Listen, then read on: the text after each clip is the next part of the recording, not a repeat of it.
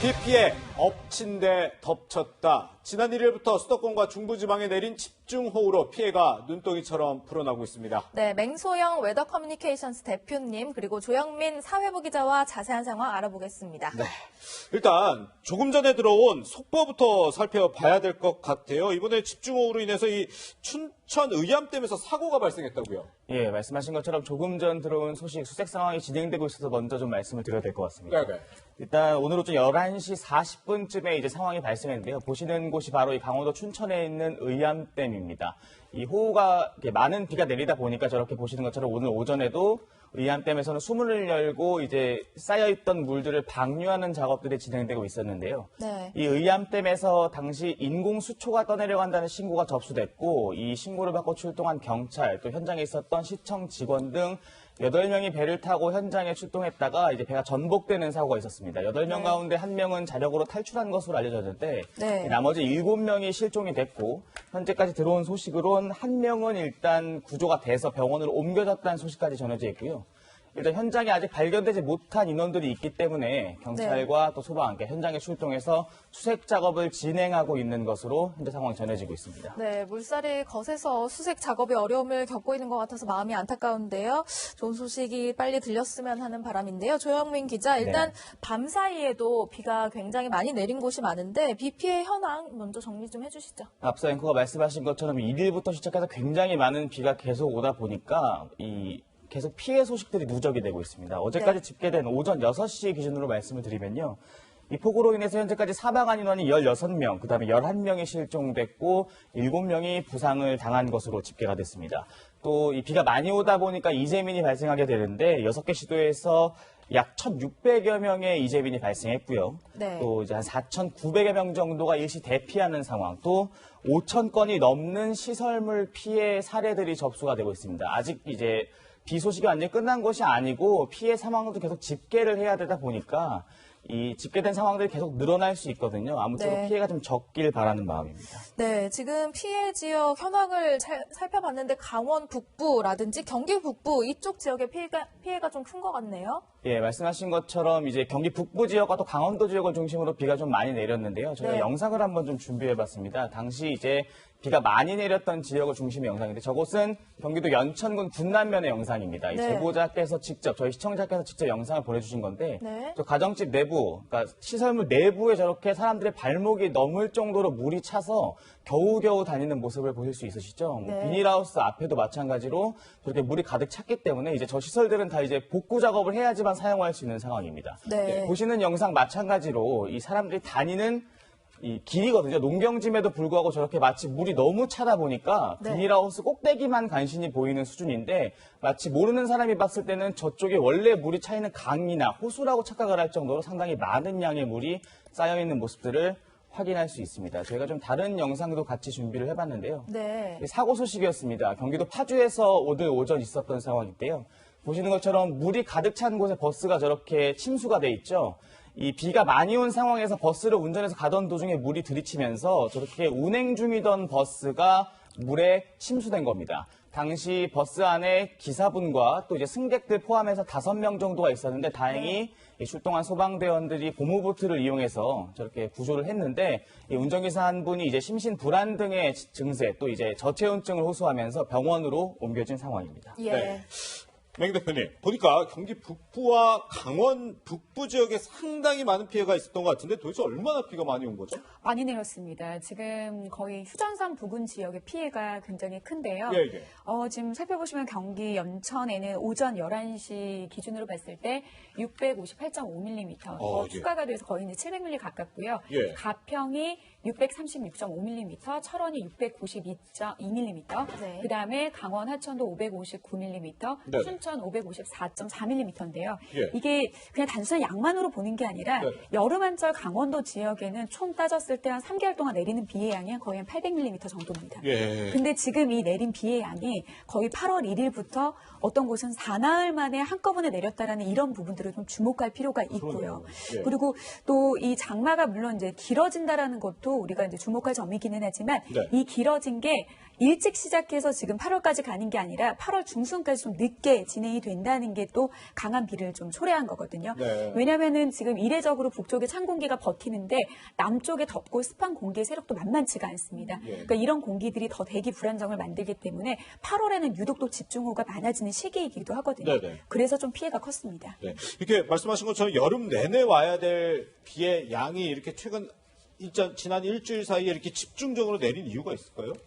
아무래도 대기 불안정이 그만큼 심한 거죠. 그러니까 주 초반 같은 경우에는 북쪽의 찬 공기와 남쪽의 덥고 습한 공기의 대립이, 보통은 이 날씨는 이 수평하게 움직이게 될 때는 크게 이제 문제가 없거든요. 예, 예. 그래서 남부지방 같은 경우에는 수평하게 덥고 습한 공기가 들어왔기 때문에 오랫동안 이 폭염특보가 이어졌는데 예. 중부지방 같은 경우에는 덥고 습한 공기가 하층에서 들어왔고 상층으로는 차고 건조한 공기, 이렇게 수직적으로 무언가가 공기의 부딪힘이 이동이 일어날 때 예, 예. 이때 대기 불안정이 커진다는 건데요. 예. 지금 오늘 이제 오전까지 지난 밤 사이에 강한 비가 또 발달됐던 거는 이 태풍에서 소멸된 저기압, 강한 저기압이 접근을 하면서 이 기압 경도력이라고 해서 기압차를 크게 만들었기 때문에 네. 강한 바람과 함께 또 수증기까지, 다량의 수증기까지 들어오면서 지난밤에 내린 비는 좀 동서로 길고 남북으로 좁은 형태가 주 초반이었다라고 하면 예, 예. 지난밤은 오히려 남북으로 길고 동서로 좁은 형태로 지금 왔다는 특징을 가질 수 있습니다. 그렇군요. 네, 보면 수도권과 중부지방에 특히 이렇게 비가 집중되는 모습인데요. 엿새째 집중호우가 내리고 있고, 대표님 오늘 오전 11시에는 한강에 호우경보까지 내려졌다면서요. 그렇습니다. 네, 이 9년 만입니다. 홍수특보가 내려졌는데요. 보통은 이제 오후에 홍수주의보를 내려지게 된 거는 이제 수위가 8.5m 정도까지 올라갈 것으로 예측이 되고, 예. 그리고 오전 11시쯤에 이미 8.2m까지 한강대교 부근의 수위가 올라갔습니다. 네. 근데 그래도 그나마 좀 다행인 게 이 북부 지역에 계속해서 지금 이제 범람 수준과 지금 넘치고 홍수가 발생하고 있는 곳들이 지금 비가 잔잔해지기 때문에 어느 정도 수위가 좀 내려가고 있는 상황인데, 저는 좀 더 우려스러운 게 이렇게 되면 또 우리가 안심하고 좀 끝났다라고 생각을 하는 게 그게 날씨를 대하는 사람들의 일반적인 좀 생각이기도 하거든요. 예. 근데 다음 주 금요일까지 중부지방에 계속해서 비 예보가 있습니다. 그래서 물론 비가 온다라고 해서 계속 꾸준히 집중호우가 이어지는 건 아니고, 지금 이제 조금 전에는 좀 서울 지역은 또 햇빛도 내비치기도 하더라고요. 이렇게 네. 내렸다 그쳤다를 좀 반복할 것으로 보이기 때문에 조금이라도 상황이 나아졌다라고 해서 방심하시지 마시고, 이럴 때 좀 주변의 시설물 점검을 하시는 좀 행동이 좀 필요할 것으로 보입니다. 네. 네, 지금 9년 만에 한강에 홍수특보까지 내려졌다, 이 소식을 전해드리고 있는데요. 오늘 오전까지 수도권에는 시간당 30에서 50mm의 강한 비가 쏟아지기도 했습니다. 저희가 영상을 하나 준비를 했는데요. 바로 그 한강에 관련된 영상입니다. 한강 오늘 오전의 모습입니다. 지금 시청자가 제공해주신 영상을 보면요. 여기 수상시설에서 요트 업체의 사무실이 있는 그곳, 수상시설에서 운영되고 있는 그 요트 업체 사무실에서 찍은 건데요. 한포 한강공원이죠. 예, 지금 보시면 앞이 안 보일 정도로 비가 쏟아지고 있고, 지금 육지와 연결된 다리는 이미 물에 잠겨서 나가는 길이 눈에 보이지 않는 그런 상황입니다. 지금 요트 업체이기 때문에 강물 위에 요트가 떠 있고 이걸 관리를 해야 되기 때문에 직원들은 이 건물에 좀 출근을 할 수밖에 없는 상황이기 때문에 저희가 일전에 전해드린 대로 요트를 타고 출퇴근할 수밖에 없는 그런 상황, 또 오늘 오전에 저렇게 앞이 안 보일 정도로 비가 거세게 내리는 모습까지 시청자 영상 제보로 저희가 좀 소개를 해드리고 있습니다. 네, 또 지금 올림픽대로 동부간선도로 그 화면도 좀 준비가 돼 있을 것 같은데요. 동부간선도로 역시도 지금 군자교에서 이제 성수 JC 수락 지하차도가 지금 보시는 것처럼 통제가 되고, 비가 워낙 많이 오다 보니까 지금 교통을 통제하면서 지금 차량들이 다니지 않는 모습을 볼 수 있고요. 그리고 오늘 아침에 많은 이제 시민분들이 출근길에 이용하는 올림픽대로 양방향이 모두 통제가 됐습니다. 지금 이제 뭐 한강 물이 불어나서 이제 도로까지도 이제 잠길 수가 있기 때문에 지금 통제를 해놓은 화면까지 저희가 지금 보여드리고 있는데, 조영민 기자, 네. 제가 조금 전에 한 사람과 얘기를 들어봤는데 지금 올림픽대로 마포대교에서 여기 강화문까지 통상 20-30분 걸릴 게 1시간 넘게 걸려서 왔다 그러더라고요. 지금 네. 그 정도로 지금 올림픽대로나 이런 간선도로들 교통 상황이 심각한가 보죠? 사실 오늘 아침에 출근하시는 분들 굉장히 좀 곤혹스러운 상황들 많으셨을 것 같은데요. 네. 한강물이 말씀하신 것처럼 불어나다 보니까 서울 지역 곳곳에 이제 평소에 이제 출근길로 많은 차량들이 이용했던 도로들이 곳곳에서 통제가 됐습니다. 네. 아까 앵커가 말씀하신 부분도 있었지만 일단 동부간선도로 의정부 방향으로 해서 일부 구간이 차량 운행이 통제되기도 했고요. 올림픽대로와 강변북로 역시 이 많은 한강 수위가 올라가면서 일부 구간에 걸쳐서 차량 통행이 전면 통제되기도 했습니다. 네. 뿐만 아니라 이제 내부 순환도로 역시 굉장히 출근길이나 퇴근길 많은 차량들이 이용하는 도로인데 이곳 역시 마장 램프에서 성수 분기점 구간까지 일부 구간이 통제되면서 상당히 많은 분들이 좀 불편을 겪었을 것 같습니다. 네, 이번 폭우로 21년 만에 이 한탄강이 범람해서 마을과 농경지가 침수됐다. 여기도 지금 많은 피해가 났을 것 같아요. 네, 경기 북부 지역과 강원 지역을 계속 좀 이제 강조해서 말씀을 드리고 있는데 철원 지역에 이제 한탄강물이 불어난 게 이제 5일 오후 한 3시 반쯤부터로 이제 시점을 좀 보시면 될 것 같습니다. 보시면 이렇게 한탄강이 있고요.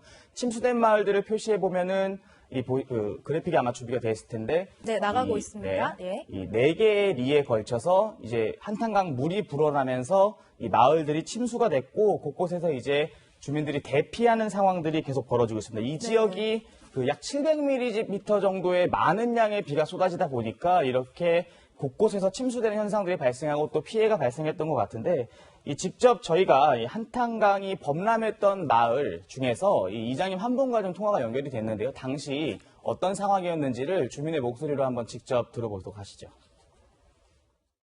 수요일 새벽부터 왔어요. 많은 양이. 우리는 걱정을 솔직히 안 했어요. 그 튼튼한 담이 있어가지고 그랬는데 북한에서도 워낙 많은 비가 왔고 남쪽에서만 온 비로는 이렇게 잠기지 않았을 것 같은데 북쪽에서 워낙 많은 비가 왔어요. 그리고 또 댐도 방류를 했고 집을 기준으로 했을 때 이제 방에 딱 들어가 보니까 한 가슴에서 배꼽 높이 중간 정도까지 이제 찼더라고요. 가슴 정도.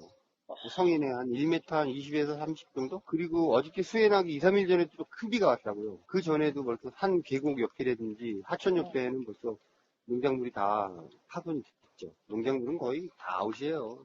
다 그냥 끝장났어요. 그런데 뭐 전체적인 면적이 아니라 마을 인근 단경 뭐 한 1, 2km, 2, 3km 정도까지 물이 다 찼었으니까 기름이 유출돼가지고 그냥 뭐 냄새 나가지고 쓸 게 하나도 없어요. 네, 저희가 이렇게 지금 경기 북부와 강원 피해 소식들 지금 전해드리고 있는데 사실 걱정되는 곳이 바로 임진강입니다. 임진강의 수위 역대 최고 수준까지 지금 올랐다고 하는데 맹 대표님, 특히 임진강 홍수 조절 기능 담당하는 군남댐이 심각한 상황이라 그러더라고요. 어떤 상황이길래 그런가요? 지금은 좀 수위가 11m 아래로 좀 내려가기는 조금 했지만 내려왔군요. 예. 한때 낮 12시 기준으로는 38.6m까지 올라 있어서 네. 주변 분들이 오전 중에 대피를 많이 했던 상황입니다. 예. 일단은 이제 우리나라에서도 이제 비가 내릴 때 특히 중부 지역 중에서도 지역적인 격차가 굉장히 컸습니다. 특히 이 휴전선 부근에 위치하는 경기 북부와 강원 북부 지역을 중심으로 비가 내렸는데 이 말은 즉 북한도 이 기상 상황이 좋지 않았다라는 거죠. 예. 밤 동안에 좀 우리가 그래도 다행히 북쪽 지역으로 좀 강한 비구름이 북상해서 다행이다라고 하는 말은 즉 네. 지금 북한 지역도 추측하건대 800mm가 훨씬 넘는 양의 강수를 기록했을 겁니다. 예. 이 넘쳐나는 이 비의 양을 감당하지 못하기 때문에 네. 계속해서 방류하게 된다라고 하면은 이거는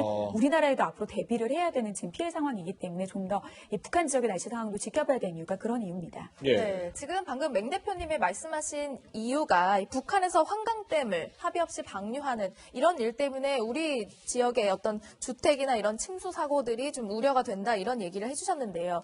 북한의 이런 통보 없는 환강댐 방류 더불어민주당 김태년 원내대표가 이런 점을 지적했습니다. 목소리로 확인해 보시죠.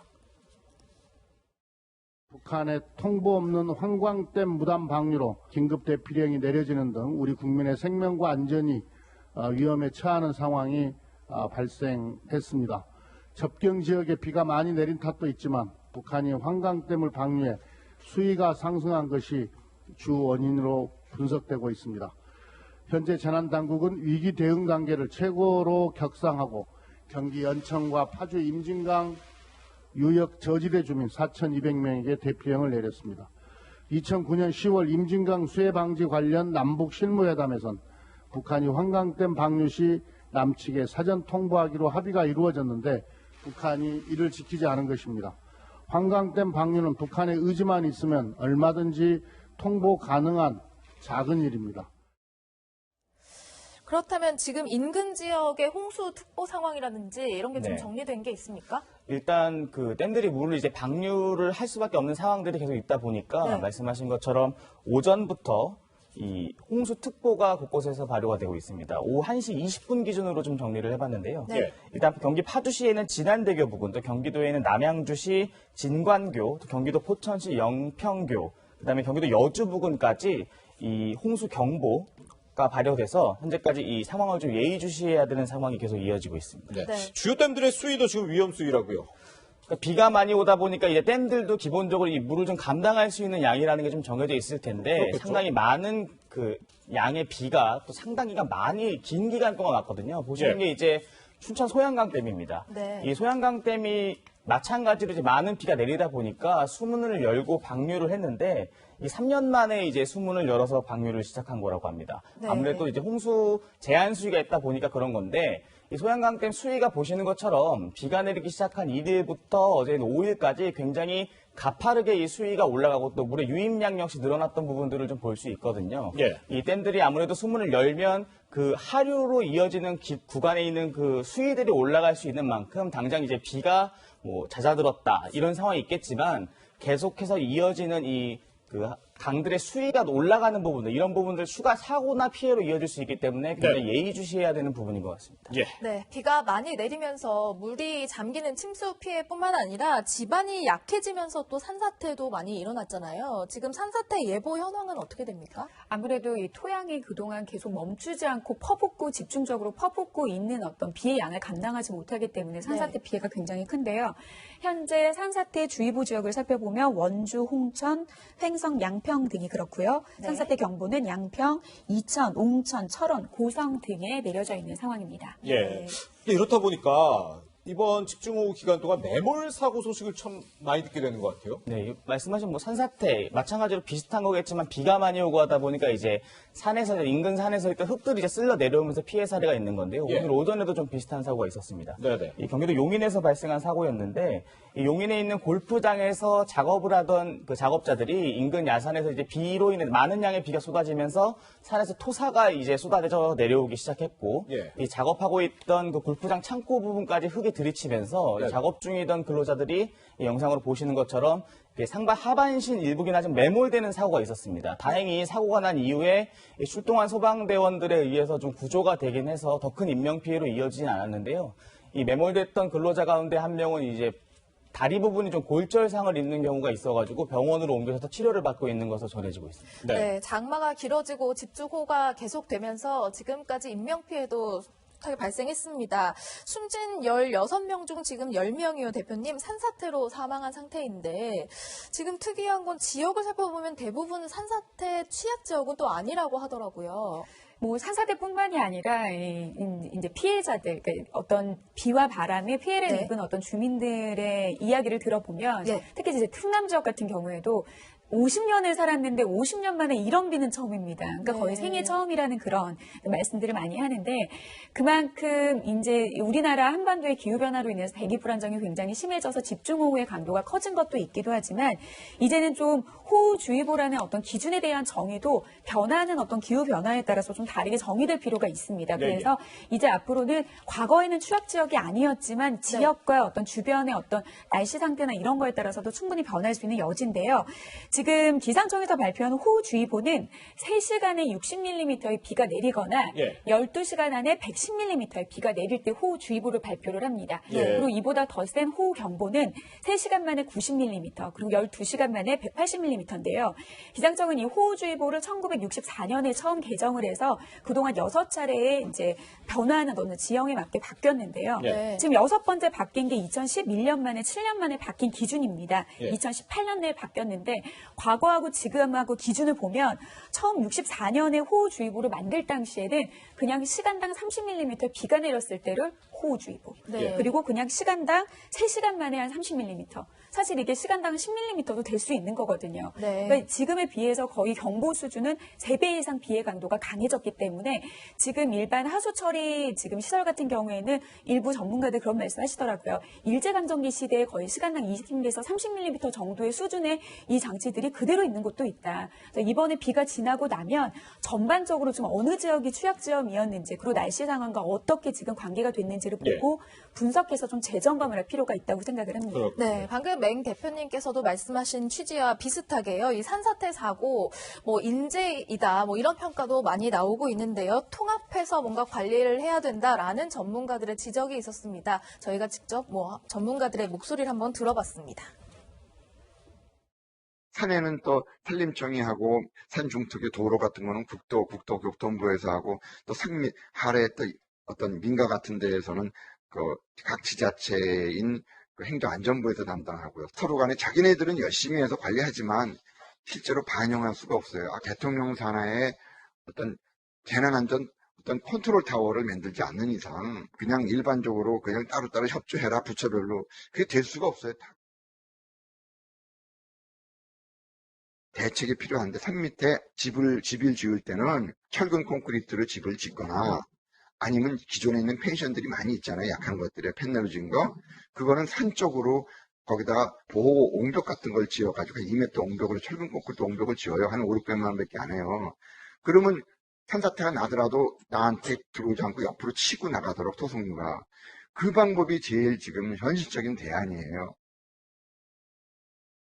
예, 들으신 것처럼 저희가 산사태 관련한 대책까지, 피해 최소화하기 위한 대책까지 전문가에게 얘기를 들어봤는데요. 맹 대표님, 사실 근데 저희가 방송 시작 직전에 한번 밖을 내다봤더니 또 비가 그쪽 굉장히 맑더라고요. 앞으로 날씨 좀 어떻게 되는 거죠? 사실상 많은 비가 집중됐던 중부지방은 오늘 오후부터는 소강 상태에 접어듭니다. 이게 내일 오전까지 갑니다. 어떻게 보면 그만큼 시간을 번 거죠. 예. 그리고 강수량도 기존에 내렸던 비보다는 내일까지 내릴 강수량이 많이 줄어들었습니다. 서울, 경기 지역은 오늘 하루 동안 앞으로 5에서 40mm 더 내리겠고요. 경기 북부와 강원 북부 지역 5에서 40, 그 밖의 지역으로도 30에서 80. 이제 비구름이 좀 남아있는 충청과 남부 일부 지역으로만 50에서 150mm, 많은 곳은 200mm 이상의 비가 예상이 됩니다. 그래서 앞으로 좀 소강 상태에 접어드는 긴 시간 동안 좀 주변에 좀 미리 보지 못했던 이런 주변 지역의 점검을 좀 하면서 좀 버른 시간을 좀 유용하게 쓰시면 좋을 것 같습니다. 예. 네. 지금, 저희가 초반에 말씀드렸던 춘천 이 의암댐이죠. 여기 지금 수색은 계속 지금 이어지고 있다고 합니다. 또 추가 소식이 하나가 들어가 있나요? 있어가지고 예. 저희가 아까 앞서 전해드릴 때까지 이제 실종된 7명 가운데 예. 1명을 구조했다 이 소식까지 전해드렸었는데 그렇죠. 예. 이 방금 전 들어온 소식에 따르면 이제 7명 중 1명을 구조하고 남은 6명 가운데 한 분께서는 안타깝게 이제 인근 사고가 났던 의암댐에서 좀 이렇게 쓸려 내려가신 것 같습니다. 이제 좀 숨진 채 발견됐다는 소식이 들어와 있어가지고 이 소식까지가 지금 가장 최근에 들어와 있는 소식이고 추가적으로 경찰과 소방대원이 나머지 이제 남은 7분 가운데 이제 5분에 대한 수색 작업을 계속 진행하고 있다는 소식까지 지금 들어와 있습니다. 네. 네, 날씨 소식까지 두 분과 짚어봤습니다. 여기서 인사 나누겠습니다. 고맙습니다.